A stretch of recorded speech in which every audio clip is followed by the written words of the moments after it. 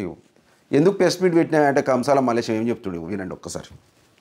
నేను ఏది వట్టిగా మాట్లాడా. గీ మైలేజ్ నీకు మంచి మనిషి దొరికిండు అవతోడు ఎంత ఘోరం అంటే చెప్పది. ఇగో ప్రెస్ మీట్ పెట్టాక ఫోన్ చేస్తే ఇప్పుడు మలేషియం భాయ్ కాంగ్రెస్ పార్టీ తరఫున పెట్టినావా కేకే మహేందర్ రెడ్డి పెట్టినావా నాకు ఒక క్లారిటీ ఇవ్వండి సరిపోతుంది. KK Reddy right thank you. చూసిన మిత్రులారా ఒక్క నిమిషం మళ్ళీ ఒకసారి వినండి. ఇప్పుడు మలేషియం భాయ్ కాంగ్రెస్ పార్టీ తరఫున పెట్టినావా కేకే మహేందర్ రెడ్డి పెట్టినావా నాకు ఒక క్లారిటీ ఇవ్వండి సరిపోతుంది. KK Reddy right thank you. చూసినావా మలేషియం ఫోన్ చేసి మలేషియం భాయ్ ఇది ఏంది కథ, ఇది కాంగ్రెస్ పార్టీ పెట్టమన్నదా కేకే మీద కేకే మహేందర్ రెడ్డి అంటే మహేందర్ రెడ్డి గారి మీద నేను గతంలో కూడా ఆరోపణ చేసిన.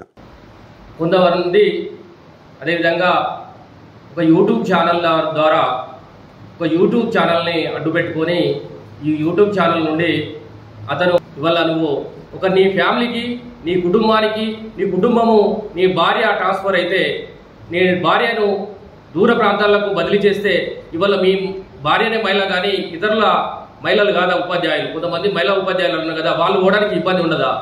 మరి మీ మహిళ వరకే ఇంత ఇబ్బంది వస్తుంది నీకు. ఇది రాష్ట్రంలో ఎక్కడ లేని విధంగా జరుగుతుందన్నట్టుగా, ఎక్కడ లేని విధంగా నాకే జరుగుతుందన్నట్టుగా నువ్వు వెతి చూపుతూ మాట్లాడుతున్నావు. నువ్వు ఏమని మాట్లాడుతున్నావో, నువ్వు మదిపోయి మాట్లాడుతున్నావు, మది ఉండి మాట్లాడుతున్నావో నువ్వు తెలుసుకోవాల్సిన అవసరం ఉంది.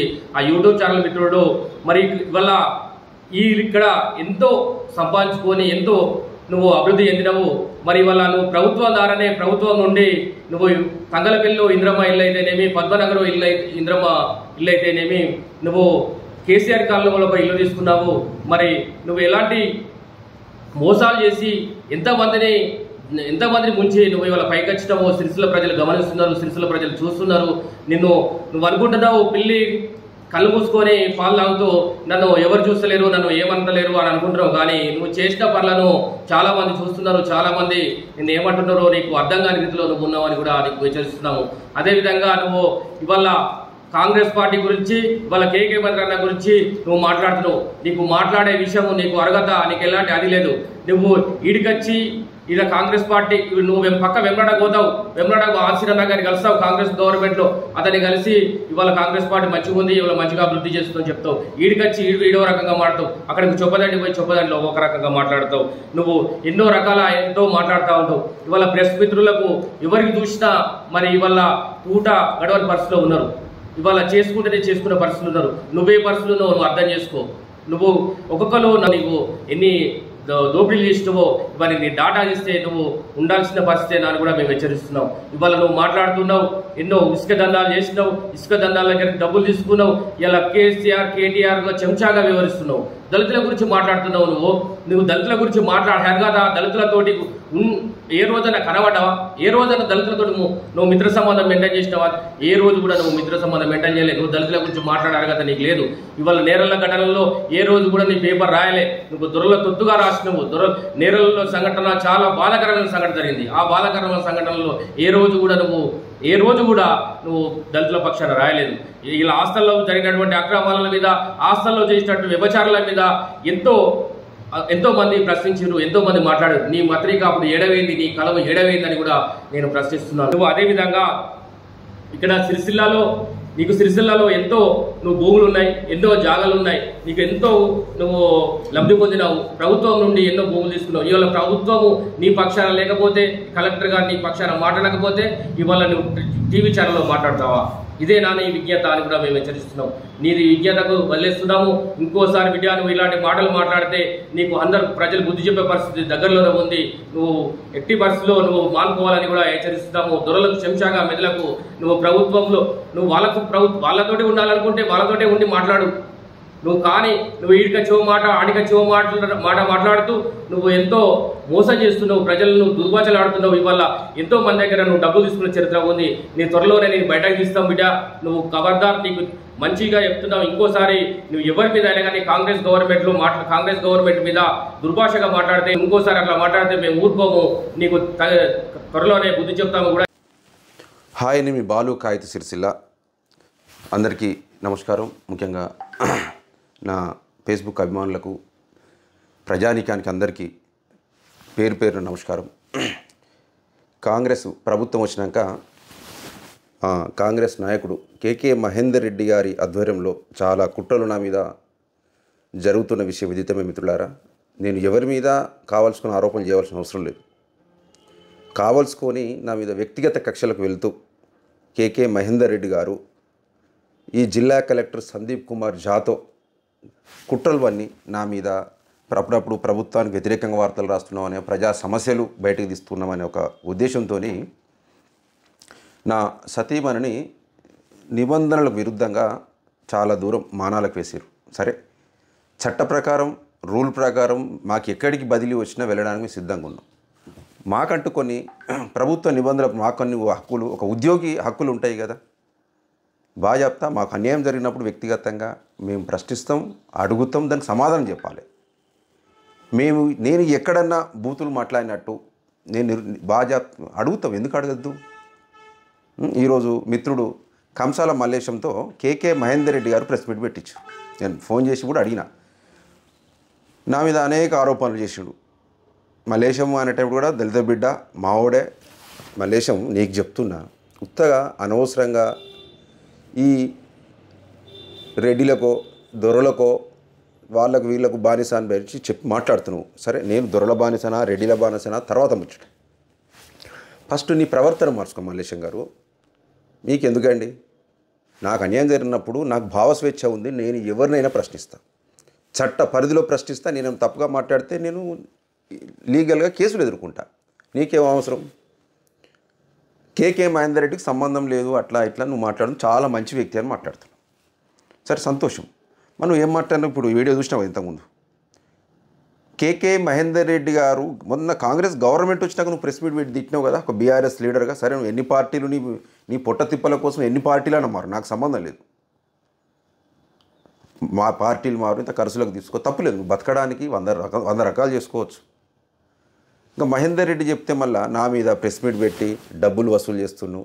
కానీ పేరు పెట్టకుండా పెట్టినావు చూడు. సరే, నువ్వు భయమా, భక్త, గౌరవమా? ధన్యవాదాలు. నేను ఒకటే చెప్తున్నా, నాది తెల్లకాగితం మల్లేశం గారు. నేను పలానోని ఎక్కడన్నా డబ్బులు డిమాండ్ చేసి వసూలు చేసి నేను ఏమైనా తీసుకున్నట్టుంటే మీరు నిరూపించండి. ఎప్పుడో తర్వాత కాదు, రేపే పెట్టు.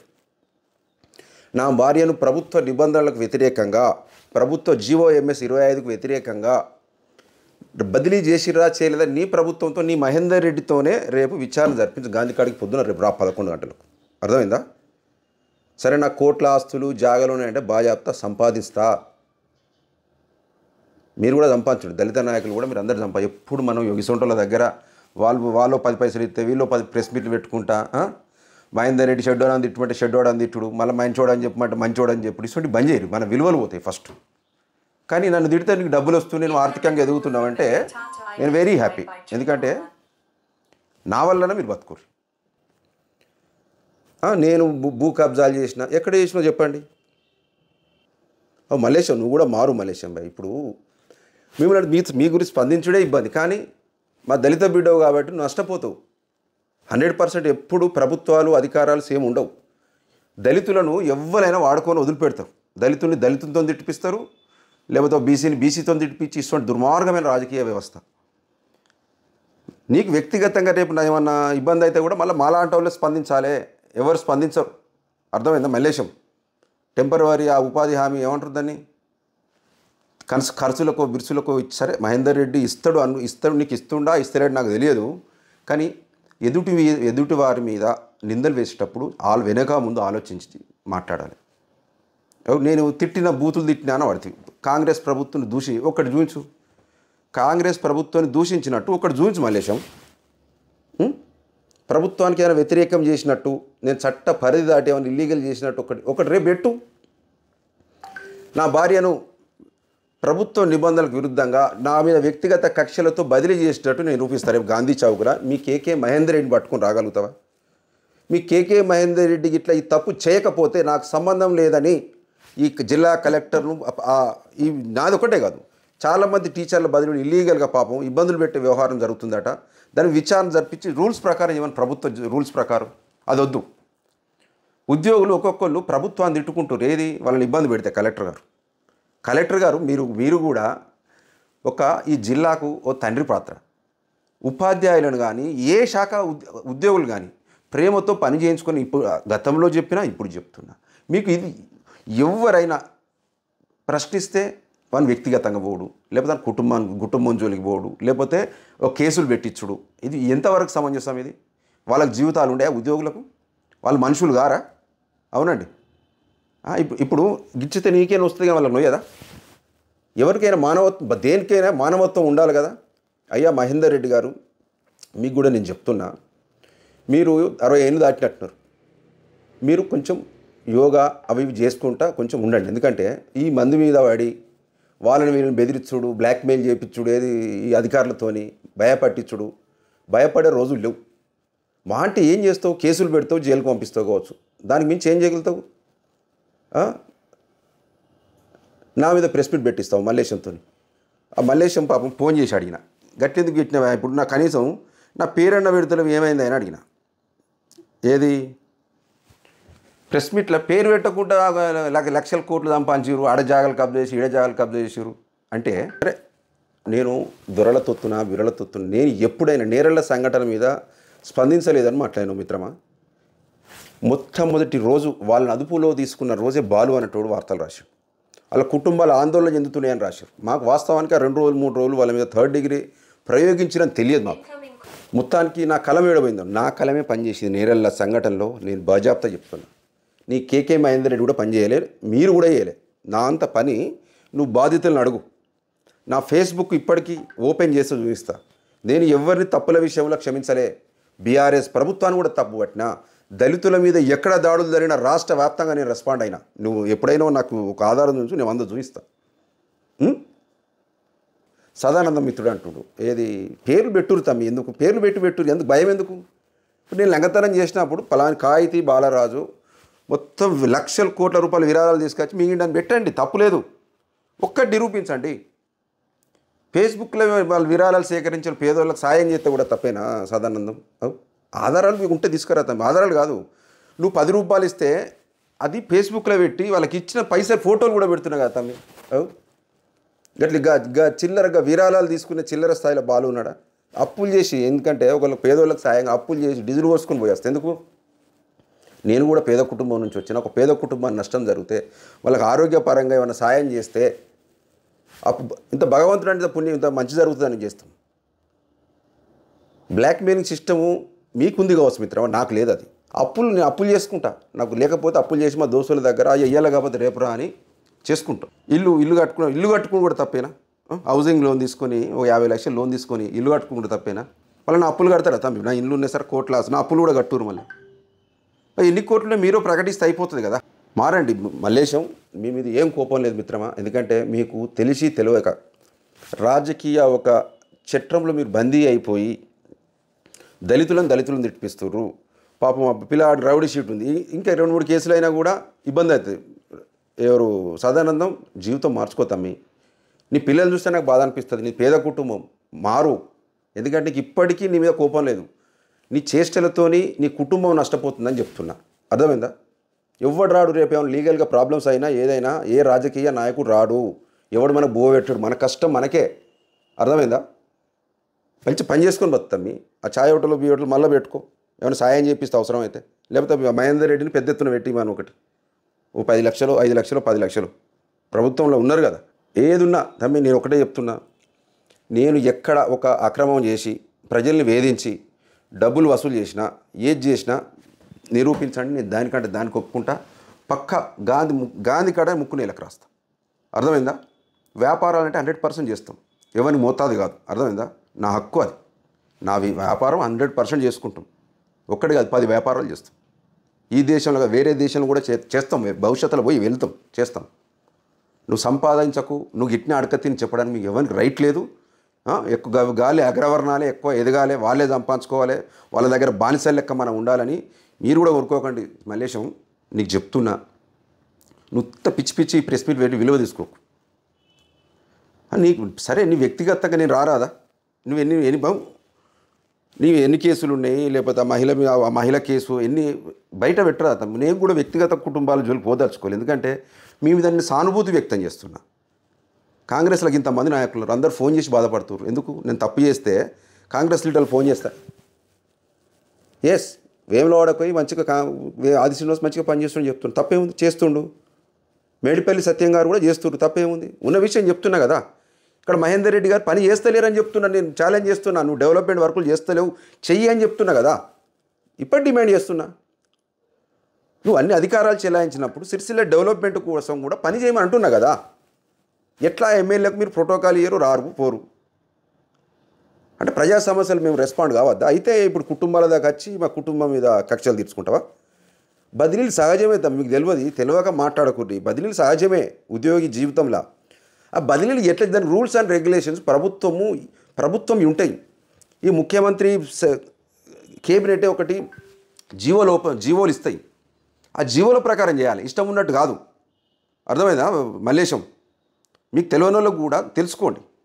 నేను ఒకటే చెప్తున్నా, 100% బాలు అన్నట్టు నేను తప్పు చేస్తే ఒప్పుకుంటా, మొక్కు నాలేక రాస్తా. మంది కొంపలు ముంచి మంది కడుపు కొట్టి బతికే ఉద్దేశం లేదు. అవసరం లేక ఏమైనా అయితే నా దగ్గర డబ్బులు లేకపోతే అడక తింటకోవచ్చు, సాయం చేయమని జోలపడతా. బ్లాక్మెయిలింగ్ అనేది నా జీవితంలో ఉండబోదు. అర్థమైందా? కెమెరాలు పట్టుకొని వాని దగ్గర 1000, వీని దగ్గర 1000, 2000 గొలుసులు ఎత్తుకపోడు, ఇవన్నీ నా చరిత్రలు. కష్టపడి వచ్చినా కాబట్టి నా చరిత్ర నాకు తెలుసు. ఈ స్థాయికి వచ్చినట్టే నాది హార్డ్ వర్క్ అనేది ఎంతనో నాకు తెలుసు. ఎవరికొని సమాధానం చెప్పుకోవాల్సిన అవసరం లేదు. నేను కాంగ్రెస్ ప్రభుత్వానికి ఒక్క వ్యతిరేకం పని చేసినా, నేను ఎప్పుడైనా దూషించినా ఒక్కటి బయట పెట్టండి. బాజాప్తా ప్రజల సమస్యలు నేను ప్రశ్నిస్తా, అడుగుతా. ప్రజలకు నష్టం జరిగినప్పుడు తప్పు అంట. తెలంగాణ విషయంలో వ్యతిరేకంగా ఎవరైనా వ్యవహరించినా నేను ఖండిస్తా. కాంగ్రెస్ మంచి గల్ఫ్ అన్నలకు 5 లక్షలు చెక్కులు ఇస్తే మంచిగా అంటే నేను కృతజ్ఞతలు, రేవంత్ రెడ్డి కృతజ్ఞతలు చెప్తూ పోస్ట్ పెట్టిన ఎందుకు? నేను టీఆర్ఎస్ తొత్తునో కేటీఆర్ తొత్తునో అయితే నేను రేవంత్ రెడ్డిని ఎందుకు మెచ్చుకోవాలి? నాకేమైనా పైసలు ఇస్తుండానండి రేవంత్ రెడ్డి? మంచి పనులకు మనం ప్రతి నా ఛానల్లో రేవంత్ రెడ్డి గారి రోజు లైవ్లు ఇస్తున్నాం, ప్రతి మంత్రిది లైవ్లు ఇస్తున్నాం. ఎందుకు ఇస్తాం? నేను బీఆర్ఎస్ తొత్తుగా ఉండాలంటే ఓన్లీ బీఆర్ఎస్గా భజన కొట్టుకుంటా, భజన వార్తలు ఇచ్చుకుంటూ ఉండాలి కదా. బీఆర్ఎస్లను కూడా విమర్శించాలి. ఇంతకుముందు మహేందర్ రెడ్డి అనేది ఎందుకనేది అంతా విసంటోళ్ళని పక్కన పెట్టుకొని నీ పరువు తీసుకోకు. డైరెక్ట్ ఏమన్నట్టు నా మీద పగ తీసుకో మహేందర్ అన్న. నువ్వు ఒకటే చెప్తున్నా, నీ ఇప్పటికీ గౌరవం ఉంది, కానీ నువ్వు ఎందుకో మనిషి మారిపోయి నువ్వు యజమానం తీసుకుంటున్నావు. పక్కా చెప్తున్నా. నీకు చెప్పిండు నీ బాబు ఫోన్ ఇయ్యదు ఒకసారి. ఎందుకు ప్రెస్ మీట్ పెట్టినా అంటే కంసాల మల్లేశం ఏం చెప్తుండే వినండి ఒక్కసారి. నేను ఏది వట్టిగా మాట్లాడా. మైలేజ్ నీకు మంచి మనిషి దొరికిండు అవతోడు, ఎంత ఘోరం అంటే చెప్పది. ప్రెస్ మీట్ పెట్టినాక ఫోన్ చేస్తే ఇప్పుడు మల్లేశం భాయ్, ఇప్పుడు కాంగ్రెస్ పార్టీ తరఫున పెట్టినావా కేకే మహేందర్ రెడ్డి పెట్టినావా? నాకు ఒక క్లారిటీ ఇవ్వండి, సరిపోతుంది. KK Reddy. Right, thank you. చూసిన మిత్రులారా ఒక్క నిమిషం మళ్ళీ ఒకసారి వినండి. ఇప్పుడు మల్లేశం భాయ్, ఇప్పుడు కాంగ్రెస్ పార్టీ తరఫున పెట్టినావా కేకే మహేందర్ రెడ్డి పెట్టినావా? నాకు ఒక క్లారిటీ ఇవ్వండి, సరిపోతుంది. KK Reddy. Right, thank you. చూసినావా? మల్లేశం ఫోన్ చేసి, మల్లేశం భాయ్ ఇది ఏంది కథ, ఇది కాంగ్రెస్ పార్టీ పెట్టమన్నదా కేకే మీద? కేకే మహేందర్ రెడ్డి అంటే మహేందర్ రెడ్డి గారి మీద నేను గతంలో కూడా ఆరోపణ చేసిన. ఆ వేములవాడ రౌడీ షీటర్ ఉంటాడు ఎవరు, సదానందం అని అబ్బాయి. అప్పుడు నా మీద ఇష్టం ఉన్నట్టు ఏది ఈ పద్మశాలిని తిట్టినాక ఆయన ఈ బాను అనే పిల్లాడు పోతే ఇష్టం ఉన్నట్టు రాసులు పెడితే ఒకసారి మంచిగా అడిగిన, మంచిగా అరుచుకున్నప్పుడు ఇంచిన వెళ్ళిపోయిండి. ఇక్కడ హైదరాబాద్లో ఉంటున్నట్టున్నాడు. మళ్ళీ స్టార్ట్ చేసిండు. ఎందుకు ఈయన పెట్టంగానే ఈ రౌడీ షీటర్ సదానందం అనేట ఆయన అన్ని గ్రూపులలో షేర్ చేస్తాం. అంటే ఇప్పుడు ఈ లింక్ చూడండి, మహేందర్ రెడ్డి పెట్టమన్నాడు. ఈయనేమో నేను ఒక మొత్తం అవినీతి పరుని డబ్బులు వసూలు చేసిన, కోట్ల రూపాయల ఆస్తులు ఉన్నాయని మల్లేశం పెడతాడు. ఈ వీడియోను మొత్తం గ్రూపులలో సర్క్యులేట్ చేసేది ఈ వేములవాడ రౌడీ షీటరు వెల్దండి సదానందం అనే అబ్బాయి చేస్తుండు. దీని లింక్ ఏమర్థమవుతుంది మీకు? మహేందర్ రెడ్డి గారి కుట్రలు మీకు ప్రజలారా మీరు అర్థం చేసుకోండి. ఇప్పుడు ఒక్కటే చెప్తున్నాను, మహేందర్ రెడ్డి గారు నువ్వు సంబంధం లేకపోతే నా భార్యను కలెక్టర్ గారు అన్నిటి మీద రెస్పాండ్ అయ్యి మిగతాలో చెప్తున్నావు కదా, మళ్ళీ ఆమెను ఎందుకు నువ్వు నిబంధనలకు విరుద్ధంగా నువ్వే ఎంక్వైరీ చేయి. ఎందుకు నిబంధనల విరుద్ధంగా నువ్వు ట్రాన్స్ఫర్ చేసినావు అడగాలి కదా.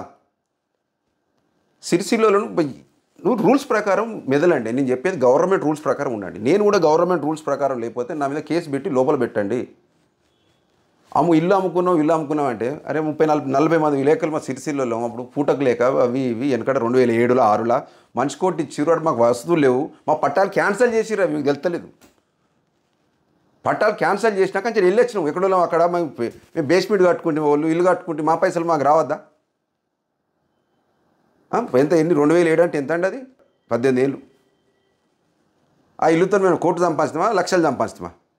మాకు తీసుకోరు. ఈ ఇల్లు కూడా మళ్ళీ మహేందర్ రెడ్డి గారికి మొత్తం రిజిస్ట్రేషన్ చేయండి. ప్రభుత్వం ఒక చట్టం తెచ్చి విలేకరులకు ఎవరికి ఇల్లు ఉండద్దు, జాగాలు ఉండద్దు అని మొత్తం ఆ కేకే మహేందర్ రెడ్డి రిజిస్ట్రేషన్ చేయండి. లేకపోతే అదొక చట్టం తీసుకొచ్చుకోండి. అవు మహేందర్ రెడ్డి గారు ఒకళ్ళు తెల్లగా బతుకుతే కొంచెం ఓర్వండి. ఇట్లా బురద చల్లిచ్చేడు నీ అనుచరులతో ప్రెస్ మీట్లు పెట్టించి, అరే నేను తప్పు చేస్తాను కేసు పెట్టి లోపలికి పంపంటున్నా కదా. ఆ గెస్ట్ హౌస్ అంటారా అది ఇల్లు, మా ఊరు సొంత ఊళ్ళో ఇల్లు. 89 సంవత్సరాల మా తాత జాగా మా ఊరు మొత్తం గవర్నమెంట్ ల్యాండ్లు ఉంటుంది.